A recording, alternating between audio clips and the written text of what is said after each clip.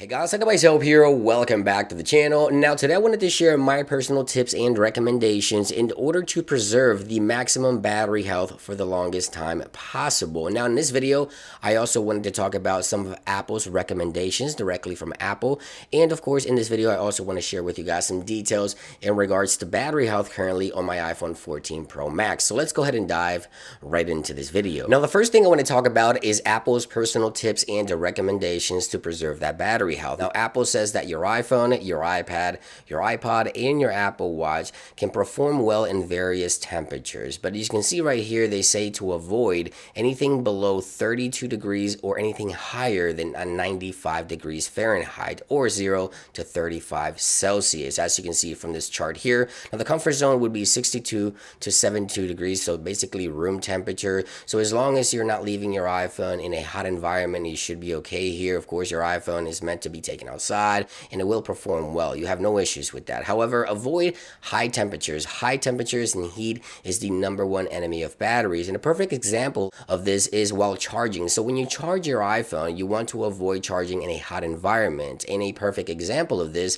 is I usually see many users propping their iPhones up on the dash of their vehicle, and oftentimes when they prop it up, they plug it in to charge. Keep in mind the sun is hitting your windshield sun heat is hitting your iPhone and your dash, creating heat on your iPhone while charging as well. This is the #1 mistake I see. So if you're in your car and you're propping your iPhone up while you're using it for GPS or Apple Music or whatever, just avoid charging and wait until you get to your house if it is possible. That way you can avoid excessive heat while charging. And this is just one example of that. Here in Florida, I see a lot of people also leaving their iPhones out at the beach in the sand on top of their towels in direct sunlight. You want to avoid direct sunlight hitting your iPhone. This is something you definitely want to avoid. As Apple mentions, avoid 95 degrees or higher, especially when charging. Now, another thing to do is removing cases from your iPhone when charging, but Apple says certain cases. So not all cases are created equal. So if you charge your iPhone and you notice that with the case that you have,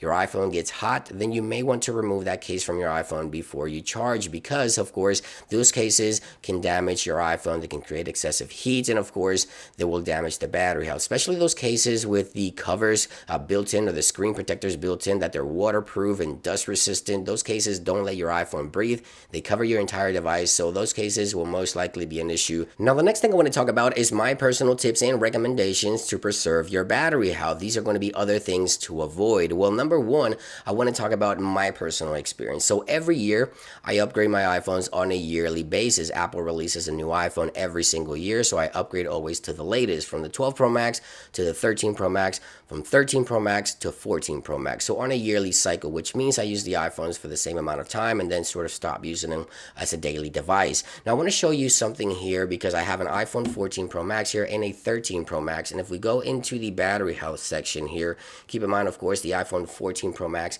is the newest device here. But if we take a look at the battery health of these two devices right here, you see that the iPhone 14 has a lower maximum capacity of 95 versus the 13 Pro Max, which is at 98. Again, none of these iPhones have had their battery replaced, and I've used them for basically the same amount of time. I've actually used the iPhone 13 Pro Max a little more than the 14 Pro Max, and it still has best battery health or better battery health. So what did I do different here? Well, one thing I did with the iPhone 14 Pro Max is I actually use MagSafe as my charging for a year. So basically, I've been using MagSafe, this MagSafe stand that you see right here, to charge my iPhone overnight, and that is something that I did not do with the iPhone 13 Pro Max. Now, I don't want to say that MagSafe can impact battery health in a negative way, but as you can see right here, the difference is clear. We have about 95 on this one and 98 on this one, and this iPhone is actually older, and I didn't really use MagSafe. Now, I want to give you a quick example of MagSafe and how iPhones heat up a little more when charging wirelessly. And not only MagSafe, by the way, this is just wireless charging in general. These two iPhones have been charging for basically the same amount of time as I've been filming this video.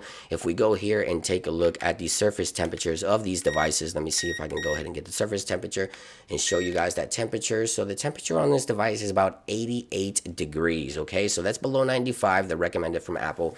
But if we go to the MagSafe charger here and we take a reading, we get 104 degrees. Hopefully you guys can see that. 104 degrees while charging with MagSafe. And that's one thing I did different, as I mentioned. The iPhone 14 Pro Max, I did not use MagSafe. With the 14 Pro Max, I used MagSafe through the entire year that I've been using the device, and the battery health definitely has dropped. So I don't know if MagSafe has a direct impact on these results, but it is lower, and I did do that. That was the only thing that was different here. Now, of course, you want to avoid other things like using your iPhone or while you're playing video games and charging at the same time and things like that. But yeah, I just wanted to share those thoughts with you guys. If you can avoid MagSafe, I would do so and just charge using the cable. Now, the last thing I want to talk about is when will be a good time to actually replace the battery of your iPhone. Well, there's various signs. Number one, if your iPhone shuts down when it still has charged 20, 30, 40, 50%, but it randomly shuts off, that may be an indicator that you need a brand new battery. I've seen this happen a lot. Now, your iPhone typically tells you as well. So if you go into your battery section here,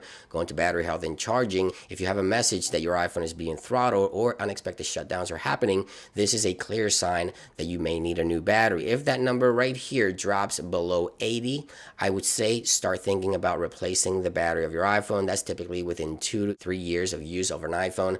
You should definitely start thinking about replacing the battery. And that about brings it into this video. Of course, guys, you also want to keep other things in mind. Apple mentions that keeping your iPhone's battery from 50 to 80% is ideal. If it drops below that 50% to like 20, make sure you're using low power mode in order to preserve battery and also battery health down the road. But basically that's it. All you have to do is avoid heat, and of course just keep in mind that the battery will always degrade over time no matter what you do. But these are going to be the best tips and recommendations to maximize that battery health from now on your iPhone and to in the future. Thank you for watching, guys. I hope you guys enjoyed the video. I found it helpful, and I'll see you guys on the next one.